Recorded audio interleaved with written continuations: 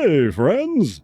Your old pal, Barkey Dog here, back with another movie review.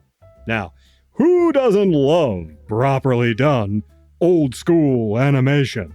You know, the kind of thing that Disney used to be able to do. But they've abandoned any kind of decent animation, if Wish is anything to go by. Ugh. So it's back to the 1980s and the last gasp of traditional animation for this one. A project Disney could have had if only they'd had any brains, which they didn't. This time we're talking about The Secret of NIMH from 1982. Now one of my viewers, Christopher, he kindly sent me this here Blu-ray off of my wish list. Thanks, man. I know I've seen this before, but it's been forever, like years. Maybe I saw it on TV or VHS. I don't even remember. So let's take a look. Our story goes like this. Mrs. Frisby needs help. Her hubby has mysteriously died, so she's a widow now, and it's just her and her kids. The youngest kid has contracted pneumonia, and she goes to the wise Mr. Ages for help. He gives her some medicine, but advises that the kid has to stay in bed for 3 weeks. Trouble is, spring is on the way, and the farmer is going to start plowing up the fields where they live. So what is this mousy mom to do? She consults the spooky, wise old owl, who doesn't eat her for some reason when she introduces herself by name. Turns out that apparently her hubby was a much bigger deal than she realized. The owl tells her to go visit the rats in the rose bush to get help. These rats, you guessed it, escaped from NIMH, a research facility that was conducting experiments to make rats and mice brainier. But it worked too well, and the rats and mice became super brainy and escaped. Mr. Frisby not only being one of them, but being instrumental in saving the day. Somewhere along the line, these rats gained magic powers. Don't ask me how. The owl was somewhat supernatural too. Anyway, the rats have problems of their own. NIMH is still looking for them, so they need to relocate somewhere safer. But there is a faction of dissidents who don't want to leave and are up to no good. Must be Russian rats. Well, there's a lot of adventure to be found, and with the help of a goofy crow and her new rat friends, Mrs. Frisby has to help save the day. The Secret of NIMH was based on a popular book, The Rats of NIMH by Robert C. O'Brien. This was one of those books like Watership Down or The Hobbit, which everyone read back in school. There were 2 sequels penned by his daughter after O'Brien passed away. In our cast, we have Dom Deluise as the Crow, and he's a treat. Derek Jacobi plays Nicodemus, the mysterious leader of the rats. Arthur Mallet plays the wise mouse Mr. Ages, who was also experimented on by NIMH. John Carradine is the spooky old owl. Hermione Badderly, in her final screen role, plays Auntie Shrew, a neighbor of Mrs. Frisby's, and Will Weaton from Next Gen and Shannen Doherty from 90210 have very early roles voicing 2 of Mrs. Frisby's kids. Elizabeth Hartman voices Mrs. Frisby herself, and she's fantastic.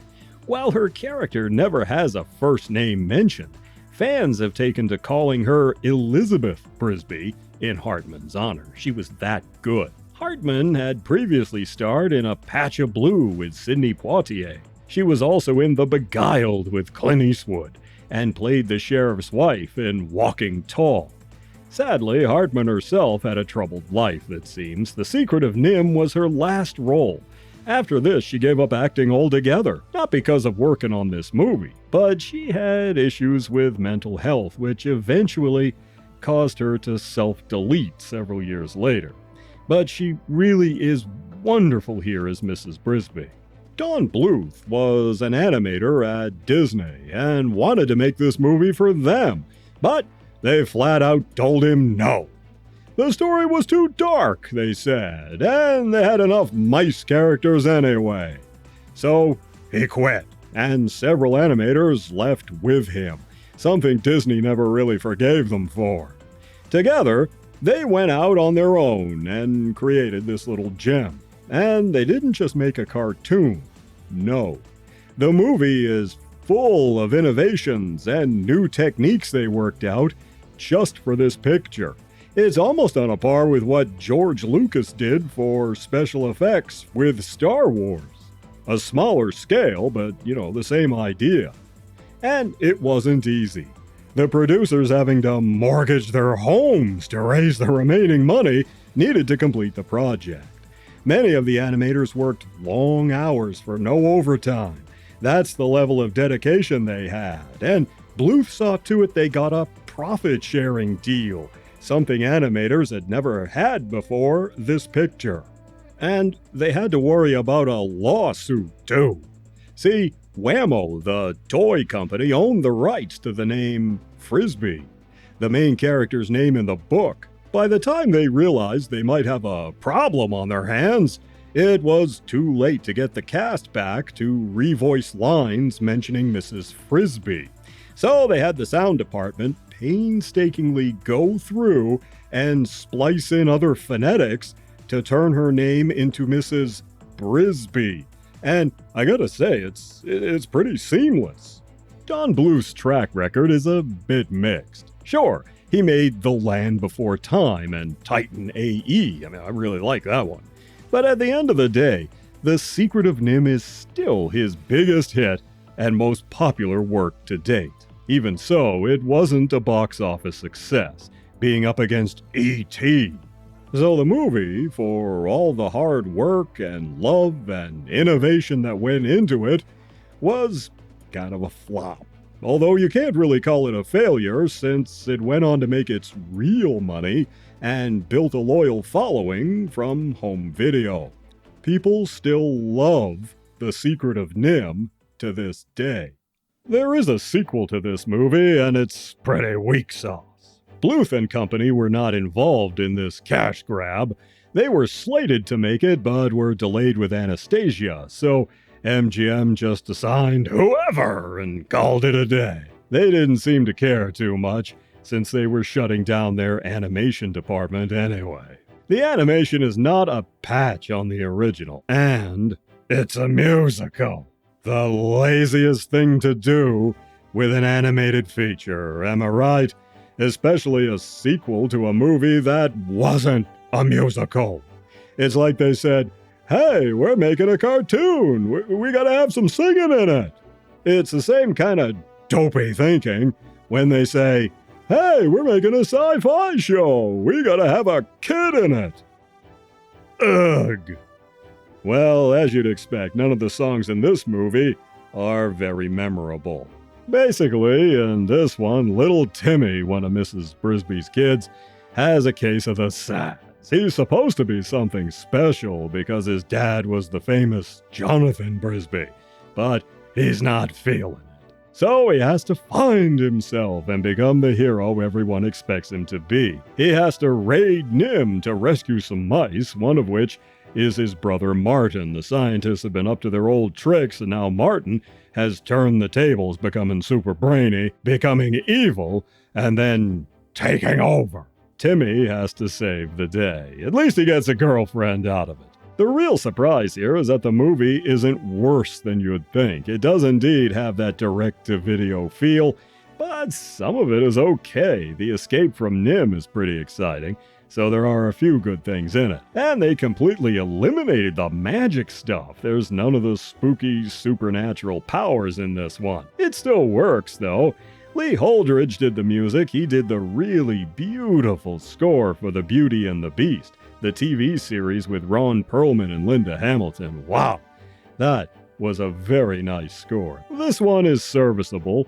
Not as good as what Jerry Goldsmith did for the first movie, but it's fine. In our cast, the only returning cast members from the 1982 picture were Arthur Mallet as Mr. Ages and Dom Deluise as the Goofy Crow. We have the Karate Kid, Ralph Macchio, as the grown-up Timmy. Eric Idle plays the crazy version of Timmy's brother Martin.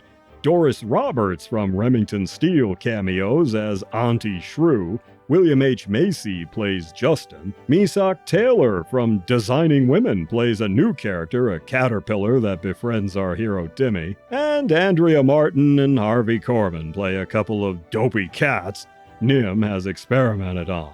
You could totally give this one a pass. It's not god-awful, but it's no prize winner, that's for sure. And it does feel as if it were set in a different universe from the first movie. There are no magic elements. Most of it takes place at the Rats' new home in Thorn Valley. And the mice characters don't have that quick, nervous, stop-and-start scamper you associate with mice, and that we saw so well realized with Mrs. Brisby in the first movie. Here, they move more or less like plain old animal cartoon characters. Well, I think I'd rate this one as fair. I'm going to give the sequel 2 paws. I've seen worse, much worse. And they were at least making a half-hearted effort, which is better than no effort at all. The Secret of NIMH from 1982.